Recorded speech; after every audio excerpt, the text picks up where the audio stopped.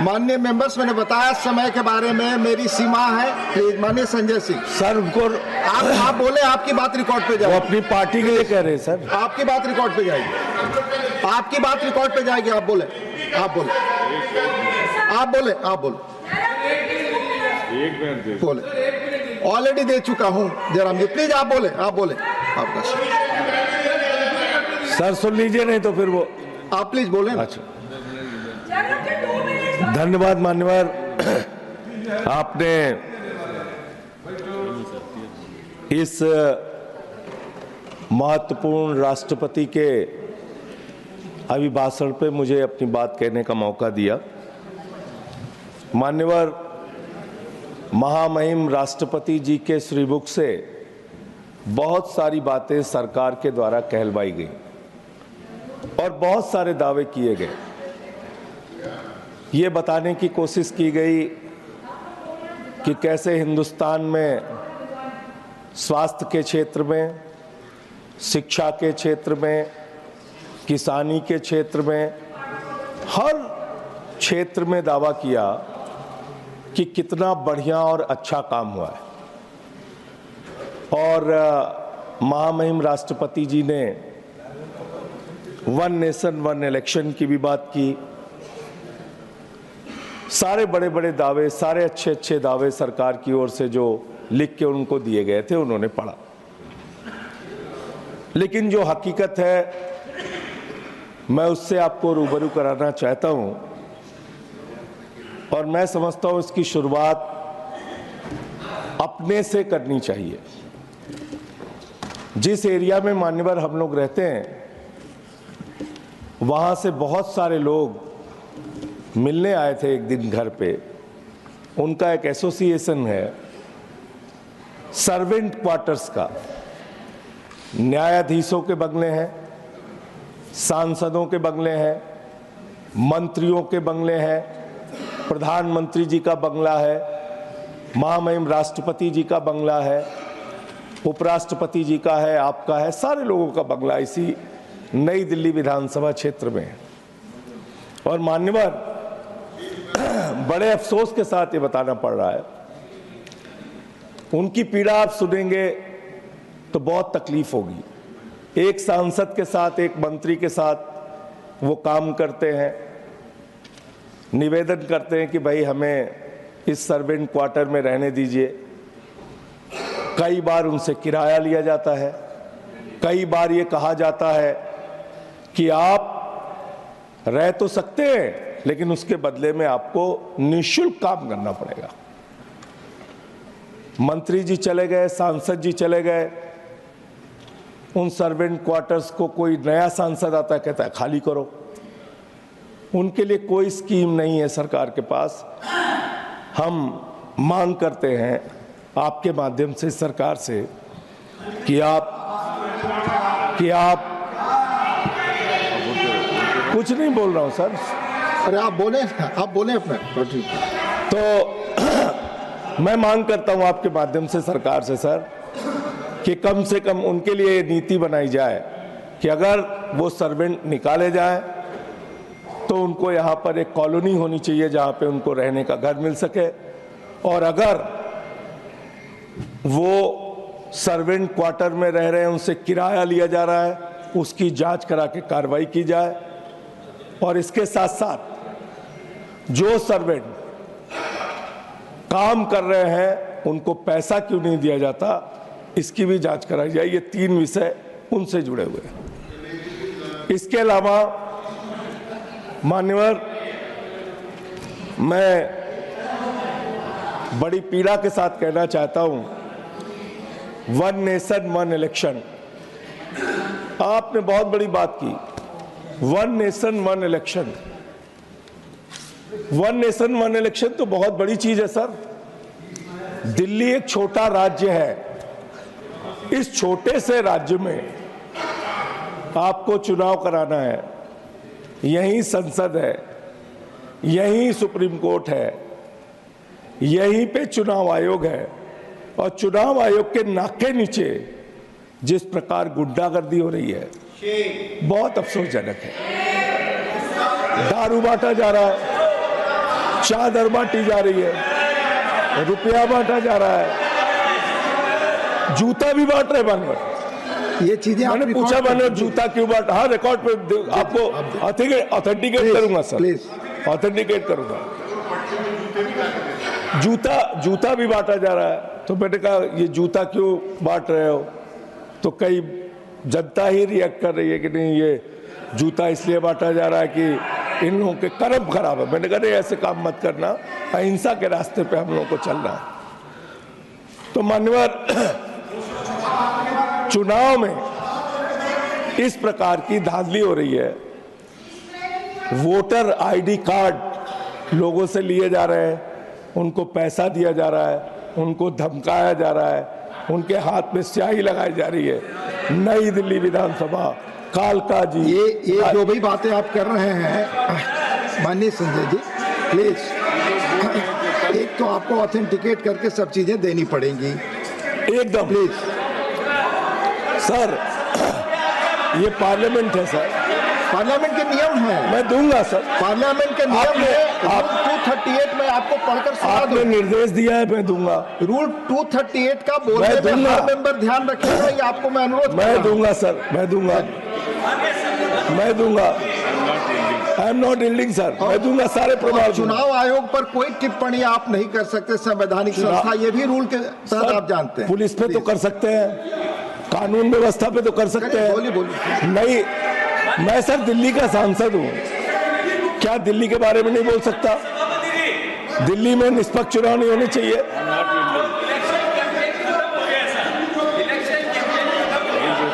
Please ये sir आप बोले सर, आपने कहा बोलने को, मंत्री नहीं बोलने दे रहे हैं। आप बोले, अपना समय आपका जाना है। मान्यवर, मैं बड़ी विनम्रता पूर्वक कहना चाहता हूं और ये रिकॉर्ड रख रहा हूं सर, अगर ये गलत है तो मेरे खिलाफ कार्रवाई की जाए। मैं खुद कह रहा हूं आपसे, जनकपुरी में 6247 वोट कटवाने की एप्लीकेशन दी गई, संगम विहार में 5862 वोट कटवाने की एप्लीकेशन दी गई, आरके पुरम में 4285 वोट कटवाने की एप्लीकेशन दी गई, पालम में 4000 वोट कटवाने की एप्लीकेशन दी गई, द्वारका में 4000 वोट कटवाने की एप्लीकेशन दी गई, तुगलकाबाद में 3987 वोट कटवाने की एप्लीकेशन दी गई, ओखला में सर आप ये वन नेशन वन इलेक्शन, आप ये निष्पक्ष, मैं रख रहा हूँ, मैं तो रख रहा हूँ, आपने कह दिया मैं रखूंगा। करावल नगर 2957 वोट कटवाने की एप्लीकेशन दी गई, लक्ष्मी नगर 2147 वोट कटवाने की एप्लीकेशन दी गई, मुस्तफाबाद 2051 वोट कटवाने की एप्लीकेशन दी गई, विकासपुरी 1923 वोट कटवाने की एप्लीकेशन दी गई, कृष्णानगर 1631 वोट कटवाने की एप्लीकेशन दी गई, मटियाला 1561 वोट कटवाने की एप्लीकेशन दी गई। इसका स्रोत क्या है माननीय संजय जी? ये जो ऑनलाइन कहां से? ऑनलाइन आप इसका चुनाव आयोग की वेबसाइट, मैं दूंगा सर, आपने कहा है मैं दूंगा। 11,000 वोट, 11,000 वोट शाहदरा में कटवाने की एप्लीकेशन दी गई। तो मैं ये कह रहा हूं सर,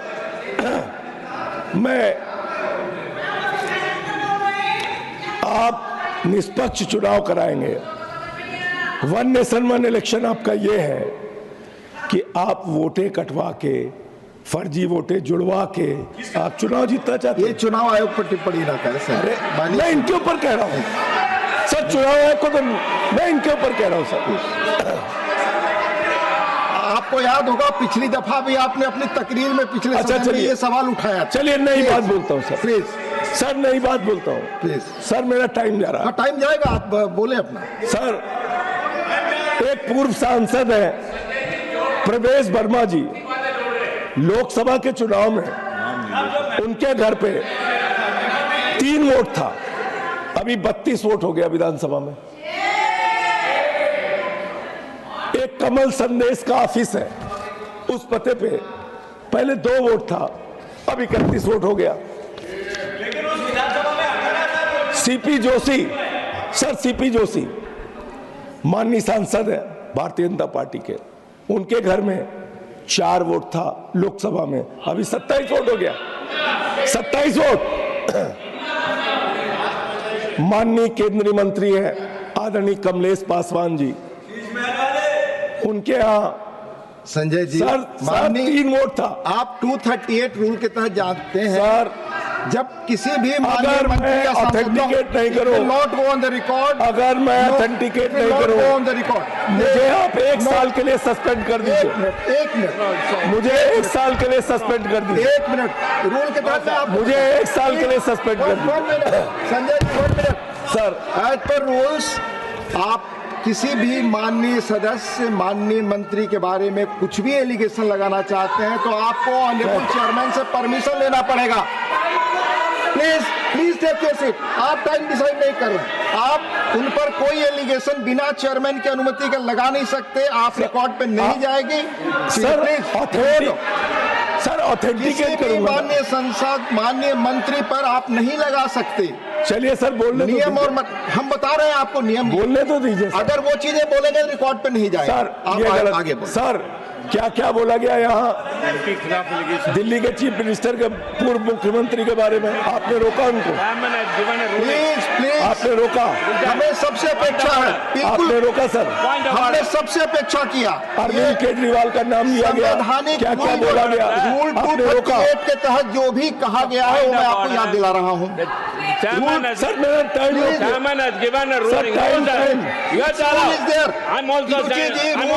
सर टाइम हमारा पहुंच गया।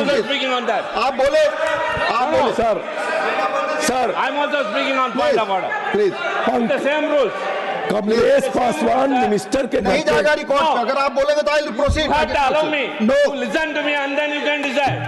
प्लीज हाँ तिरुचि जी, You listen to me and then decide. Tiruchi जी बोले। Sir, you are quoting rule number 238. 1, 2, 4, 3, 4, 5. Earlier, the same rule has been raised in the House during a point of order, and the chairman has given a ruling that anything under the sky and anyone can be criticized by any member in this August House. Sir, I would like to this rule recollect. 238 जो कहता है किसी Yes, and then we put a question. Sir, 1 minute, sir. Immediately we asked, what will happen to rule 238? It will become redundant. He said yes. Sir, I said anything. Even members of another house can be discussed here. Please, The chairman has given a ruling. Clarified. 238 के तहत आप follow करें अपनी किसी भी माननीय सांसद या किसी भी मंत्री के बारे में। Camera is showing only you. Please. The camera is showing only you. What is going on in the house? What is going on in the house? His time is coming. No. Please. Whenever we raise the point of order, anyone माननीय संजय जी आप बोले। telecast. What is it? Sir. Inside. Sir मैं बड़ी विनम्रता पूर्वक हाथ जोड़ के आपसे पूछना चाहता हूँ, इसी सदन में अरविंद केजरीवाल का नाम लिया गया, कोई ऑब्जेक्शन हुआ सर? Please 1 minute. ये पक्षपात क्यों? प्लीज ये पक्षपात क्यों है? मैं तो फैक्ट बता रहा हूं, कोई एलिगेशन नहीं लगा रहा हूं। जिस घर में लोकसभा में 3 वोट थे कमलेश पासवान के यहाँ, अभी 27 वोट हो गए। मिनिस्टर है सर। मैंने बताया आपको नियम। Please do not repeat, you are wasting your time Sanjay. Pankaj Chaudhary, Pankaj Chaudhary मंत्री के घर पे। प्लीज आपको रूल का पालन करना पड़ेगा, बिल्कुल। प्लीज पंकज चौधरी के अगर 26 वोट हो गए। प्लीज नहीं जा रहा रिकॉर्ड पे, आप आगे जाए बोले। ये तो सर अन्याय है सर, माननीय ये अन्याय है सर, ये सर अन्याय है। ये रूल कहता है सर, ये अन्याय बनाया रूल नहीं है। चुनाव में गड़बड़ी, रूल नहीं है। चुनाव में गड़बड़ी, प्लीज चुनाव में गड़बड़ी मुद्दा नहीं है सर। माननीय जॉन ब्रिटा जी, चुनाव में गड़बड़ी मुद्दा नहीं है sir. Please take your seat. These rules I have not made, sir. 60. Sir मेरा Please take your seat. Please take your seat. अच्छा संजय जी प्लीज। संजय जी, आप जब बोलते हैं सब हाउस सभी पक्ष के लोग आपको गंभीरता से लेते हैं, मैं एक सैद्धांतिक मुद्दा अध्यक्ष जी आपके माध्यम से उठाना चाहता हूं। क्या देश की चुनाव आयोग के बारे में जो प्रक्रिया कह रहे हैं, जो देश की चुनाव आयोग को उंगली दिखा रहे हैं, क्या ये सदन प्लीज क्या ये सदन चुनाव आयोग को इस प्रकार की चीजों में विवाद में ला सकता है क्या? इसलिए आपकी संरक्षण चाहिए अध्यक्ष जी उसमें। Please please Sanjay ji please. Sir मैं वोटों की गड़बड़ी का मुद्दा उठा रहा था सर। चलिए आपकी मर्जी सर।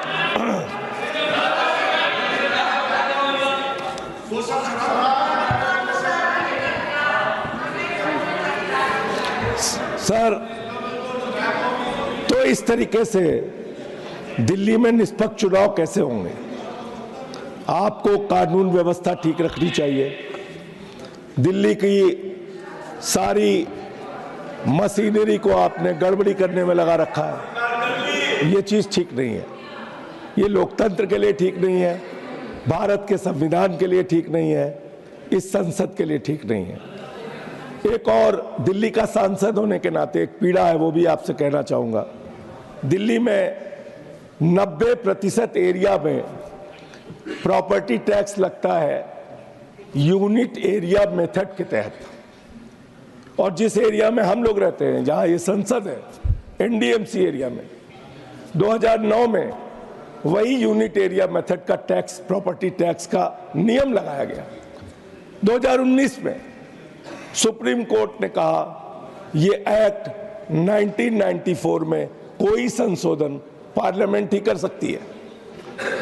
एनडीएमसी ने जिसके चेयरमैन अरविंद केजरीवाल जी थे, उन्होंने पास करके ये आपके पास भेज दिया कि भाई आप एनडीएमसी एरिया में यूनिट एरिया मेथड के तहत टैक्स वसूलिए।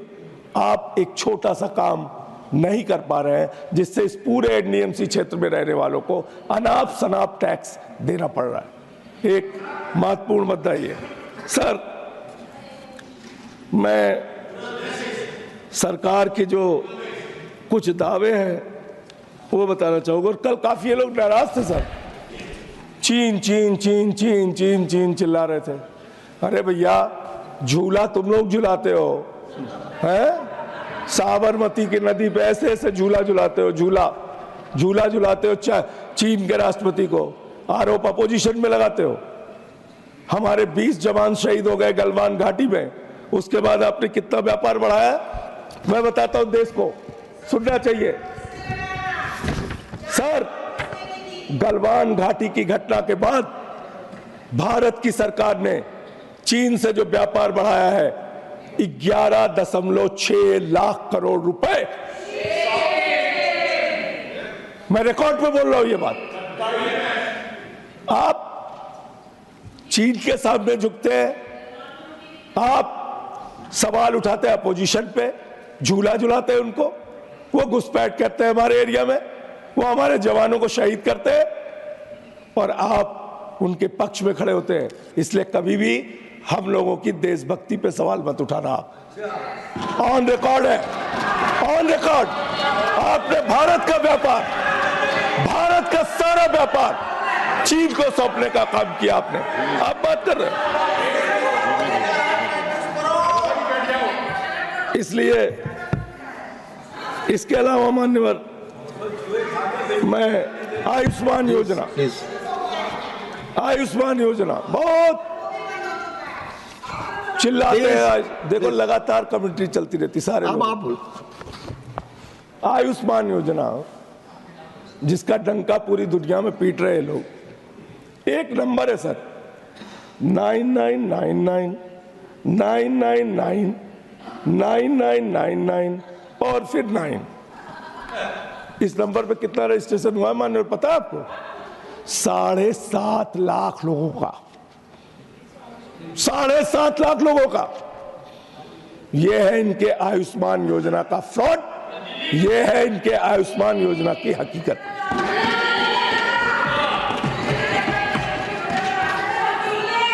हेल्थ सेक्टर की बात करते हैं सर 2% ये सरकार जीडीपी का हेल्थ पे खर्चा करती है। 2% एजुकेशन में खर्च करती है। करीब करीब 54 लाख बच्चों ने सरकारी स्कूलों से शिक्षा छोड़ी है, जिसमें अकेले हमारा राज्य उत्तर प्रदेश 11 लाख बच्चों ने वहां सरकारी शिक्षा छोड़ी है। इसके अलावा आप दिल्ली का पूरा आंकड़ा बताते हैं, बहुत बढ़िया बात हमारे भाई ने कही। चलिए पूरा दिल्ली का आंकड़ा सुनिए, अब रोकिएगा नहीं, दिल्ली का पूरा आंकड़ा पढ़ता हूं। असलियत सुनाता हूं आपको। सर, दिल्ली के अंदर हमारी सरकार ने 10,000 किलोमीटर की नई सड़कें बनाई। दिल्ली के अंदर 250 किलोमीटर के नए मेट्रो लाइन बिछाए। दिल्ली के अंदर 6,800 किलोमीटर की नई सीवर लाइन बिछाई। दिल्ली के अंदर 4,000 किलोमीटर की वाटर पाइपलाइन बिछाई। दिल्ली के अंदर 23,000 स्कूल के नए कमरे। अब देखिए, दिल्ली भी नहीं सुन पा रहे, आप पेट में दर्द शुरू हो गया। प्लीज आप बोले, आप आपस दिल्ली के अंदर 23,000 स्कूल के नए कमरे बनाए। दिल्ली के अंदर 9,500 नए बेड बनाए। दिल्ली के हॉस्पिटल के अंदर, दिल्ली के अंदर 550 मोहल्ला क्लिनिक बनाया। दिल्ली के अंदर 3 लाख सीसीटीवी कैमरा लगाया। दिल्ली के अंदर 4 लाख स्ट्रीट लाइट लगाई। दिल्ली के अंदर जो काम केजरीवाल जी ने किया वो पूरी दुनिया में सबसे बेहतरीन काम करके दिखाया। और आप क्या करते हैं? सबको पकड़ पकड़ के जेल में डाला। बिजली फ्री, पानी फ्री, शिक्षा फ्री, इलाज फ्री, बुजुर्गों की तीर्थ यात्रा फ्री, माताओं बहनों के लिए बस की फ्री यात्रा। और चिंता मत करना, 2100 रुपए महिला सम्मान राशि 8 फरवरी को मुख्यमंत्री बनने के बाद केजरीवाल जी दिल्ली की महिलाओं को देंगे। संजीवनी स्कीम 60 साल के ऊपर के बुजुर्गों के लिए पूरा का पूरा इलाज फ्री, चाहे 1 लाख का हो चाहे 50 लाख का हो, ये दिल्ली की सरकार कराएगी। दिल्ली की बातें सुनिए आप, आश्वासन पर ना प्लीज। दिल्ली की बातें सुनिए आप।